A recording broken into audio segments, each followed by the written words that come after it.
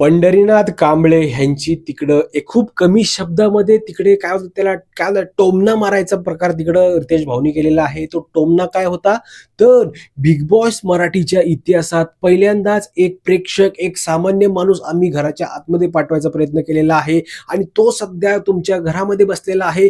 प्रत्येकाची game strategy बघतोय, संपूर्ण गोष्टीवर लक्ष ठेवून आहे, पण तो कुठेही काहीही त्याचं मत मांडत नाहीये किंवा तो त्याच्यावर काहीही ऍक्शन घेत नाही आहे.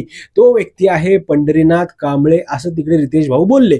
पण ज्या पद्धतीने ते ती गोष्ट बोललेली आहेत ना, त्यांचा बोलायचा हेतू हाच होता की हा जो माणूस आहे हा फक्त कोणी काहीतरी केलंय त्याच्यावर मत मांडणारा माणूस आहे. म्हणजे लोक काय फक्त बसून गेम खेळायचा प्रयत्न करतायत आणि त्याच दृष्टिकोनातून तिकडे टोमणा मारायचा प्रयत्न केला. आणि माझा संपूर्ण महाराष्ट्राला एक प्रश्न आहे, तुम्ही फक्त एकदा कमेंट करून मला सांगा की ह्या पंढरीनाथ कांबळे यांनी किंवा ह्यांचं आपल्याला टोपण नाव आहे यांचं, हे पॅडी भाऊनी या अख्ख्या आठवड्यामध्ये ह्यांनी काय गोष्ट केली हे नक्की तुम्ही मला कमेंट करून सांगा.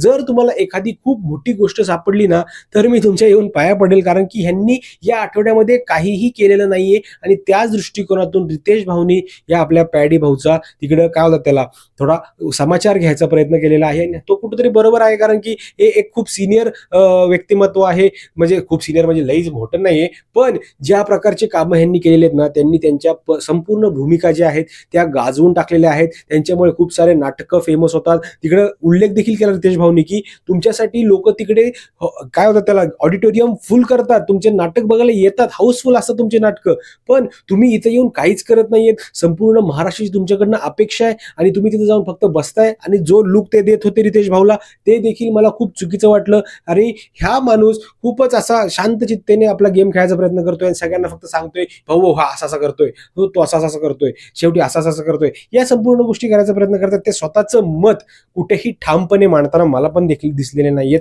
तुमचं मत काय आहे ह्या पॅडी भाऊवर नक्की मला कमेंटमध्ये सांगा, कारण की तुमचं मत हे खूप महत्वाचं आहे. मित्रांनो भेटूया पुढच्या व्हिडिओमध्ये. तोपर्यंत जय हिंद, जय महाराष्ट्र.